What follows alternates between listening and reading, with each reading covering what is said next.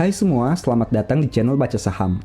Pada video ini, kita akan bahas satu topik dengan judul Takut dan Serakah. Untuk itu, simak video ini sampai habis ya, agar mendapat pemahaman yang utuh. Efek psikologi merupakan satu hal yang sering diabaikan pelaku pasar. Mereka lebih tertarik mempelajari valuasi, analisa tren, dan lain sebagainya. Pada kenyataannya, meski sudah menguasai banyak metode analisa, investasi Anda akan berantakan jika tidak mempunyai psikologi yang baik.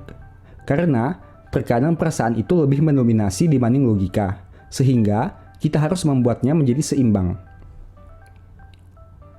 Dua kata yang sering disampaikan pelaku pasar adalah takut dan serakah. Kedua kata ini sangat bertolak belakang dan membuat terjadinya panic buying dan panic selling. Jika saham turun signifikan, biasanya akan ada penjualan masif karena takut turun lebih dalam. Jika saham naik signifikan, biasanya terjadi pembelian banyak karena takut ketinggalan kereta. Hal itulah yang menyebabkan saat terjadi pembalikan arah, portofolio kita menjadi tidak optimal. Saham murah Anda jual lebih murah karena panic selling. Saham mahal Anda beli lebih mahal karena panic buying. Pada pembahasan berikutnya, kita akan mengamati beberapa saham yang menjelaskan fenomena ini. Saya mengambil contoh beberapa saham di waktu lalu yang sering diperbincangkan. Contoh pertama, Bank Rakyat Indonesia. Saham ini mengalami penurunan dari harga tertingginya sekitar 4.700. Pada 24 Mei, turun sampai ke titik 2.440.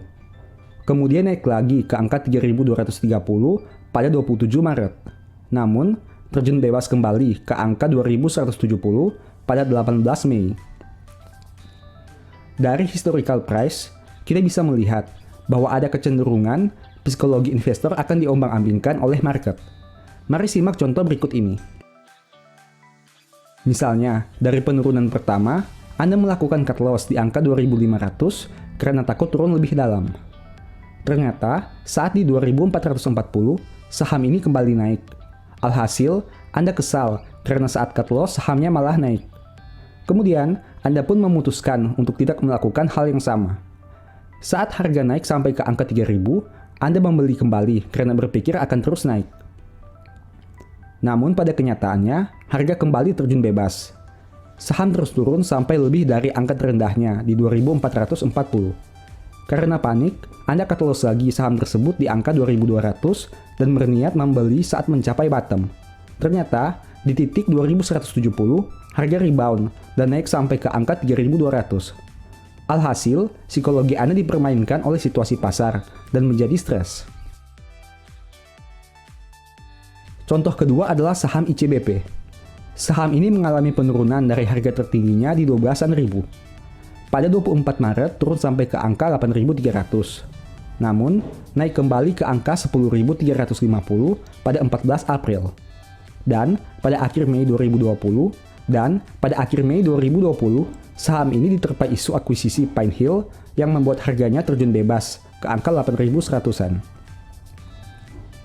Dari historical price, kita bisa melihat bahwa ada kecenderungan psikologi investor akan diombang-ambingkan oleh market. Mari simak contoh berikut ini. Misalnya, Anda membeli di harga 10.000. Saat terjadi penurunan di bulan Maret, Anda melakukan cut loss di angka 8.500 karena takut harga jatuh lebih dalam. Ternyata, harga naik kembali setelah menyentuh 8.300 dan sampai ke angka 10 ribuan. Anda kemudian stres karena sudah cut loss tapi harganya naik. Pada pertengahan April, harga mengalami sedikit koreksi dan Anda memutuskan untuk membeli lagi. Pada kondisi ini, Anda yakin tidak akan cut loss. Namun, dengan isu Pine Hill membuat ICBP turun lagi ke angka 8.100-an. Dengan banyaknya analisa yang ada, membuat Anda khawatir untuk hold saham ini. Karena banyak yang cukup pesimis, Anda pun memutuskan untuk cut loss. Ternyata, beberapa hari kemudian saham ICBP naik kembali dan Anda stres untuk kesekian kalinya. Nah, selain dua contoh tadi, ada fenomena lain yang sebaiknya Anda ketahui. Fenomena ini merupakan sudut pandang berbeda dari pembahasan sebelumnya, di mana saham murahan memang sewajarnya menjadi murah, dan saham premium memang sewajarnya menjadi mahal. Bagaimana menentukan bahwa saham tersebut murahan atau premium? Tentu dengan melihat fundamental dan kualitas perusahaan itu sendiri. Akan menjadi aneh jika fundamental jelek namun di harga mahal. Begitu juga fundamental luar biasa namun dihargai dengan sangat murah. Mari kita amati beberapa saham berikut ini. Saham pertama, anggaplah Anda melihat pergerakan harga saham ini sekitar tahun 2005 sampai 2007 di angka seribuan. Tiba-tiba, hanya dalam beberapa saat kemudian, harganya naik signifikan sampai ke angka 8.000. Ini sangat luar biasa, berarti sudah profit 8 kali lipat. Nah, pada tahun 2008, saham ini mengalami koreksi sampai ke angka 5.000-an. Saat melihat hal ini, Anda sangat tertarik, karena jika naik lagi ke 8.000, Anda bisa profit cukup besar. Anda pun membeli di angka tersebut, dan benar, beberapa saat kemudian, harga naik lagi ke angka 8.000. Anda tidak menjual karena serakah ingin mendapat profit yang lebih besar. Kemudian, saham ini pun turun lagi ke angka 5.000. Anda membeli lagi karena yakin akan naik lagi ke 8.000-an. Ternyata, harga turun lagi ke 3.000. Anda yakin harga saat ini sudah sangat murah, sehingga dilakukan top up dana 2 kali lipat untuk membeli lebih banyak. Singkat cerita, fundamental perusahaan ini tidak terlalu baik, dan harga sahamnya turun sampai ke angka 50. Saham Anda pun nyangkut sangat banyak. Pada akhirnya menjadi stres, dan kapok dengan yang namanya saham. Saham kedua, saham ini sempat naik dari angka 10 ribuan sampai ke angka 50 ribuan. Coba bayangkan, misalnya Anda membeli di harga 30 ribu. Saat harga naik ke 50 ribu, Anda tidak jual karena ingin profit lebih besar. Ternyata, beberapa waktu kemudian, harganya turun ke angka 20 ribu. Karena merasa sudah murah, Anda membeli kembali dan sudah membayangkan jika harga naik lagi ke 50 ribu. Kenyataannya, harga terus turun sampai ke angka 8 ribuan, dan Anda menjadi stres. Saham ketiga, saham ini sebenarnya sangat baik secara fundamental. Terbukti, naik dari harga di bawah 1.000 sampai tembus ke angka 5.000. Namun, mungkin saja dari sisi valuasi, ada sedikit hal yang belum disadari pelaku pasar. Coba bayangkan jika Anda membeli di harga 3 ribuan. Pada kondisi itu tentu Anda akan berpikir saham ini sudah sangat murah, karena pernah mengalami koreksi yang sama sebelum terbang ke angka 5 ribuan. Hal itu membuat Anda menjadi screaming buy, sehingga membeli dalam jumlah yang sangat banyak. Apalagi jika melihat grafik harga, angka 3 ribuan itu sudah merupakan support kuat bagi saham ini. Namun, bukannya kembali ke angka 5 ribuan, saham ini malah terjun bebas sampai ke angka 1.000-an.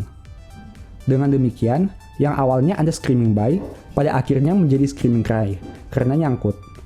Ya, semoga saja ke depannya saham ini bisa kembali naik ya, agar dana Anda tidak nyangkut lagi. Saya doakan yang terbaik deh. Beberapa contoh di atas menjadi fakta bahwa betapa psikologi itu sangat berpengaruh pada keputusan pelaku pasar. Saat sudah membeli di harga murah, sahamnya terbang, ada keinginan untuk mendapatkan profit yang lebih besar. Namun, pada kenyataannya, saham itu bukan naik tapi turun. Saat saham itu kembali naik, ada keinginan untuk take profit secepatnya meskipun kecil, untuk mengamankan dana dan nanti bisa membeli lagi di harga yang lebih murah. Namun, pada kenyataannya, saham itu bukan turun tapi terus naik. Fenomena tadi sering membuat psikologi pasar menjadi naik turun dan dipermainkan oleh market. Untuk itu, Anda harus disiplin dalam menentukan harga beli, jual, trailing stop, money management, dan berbagai metode lainnya. Kita tidak perlu menyesal dengan kondisi yang terjadi sebelumnya. Cukup dijadikan pelajaran dan fokus dengan apa yang ada di depan.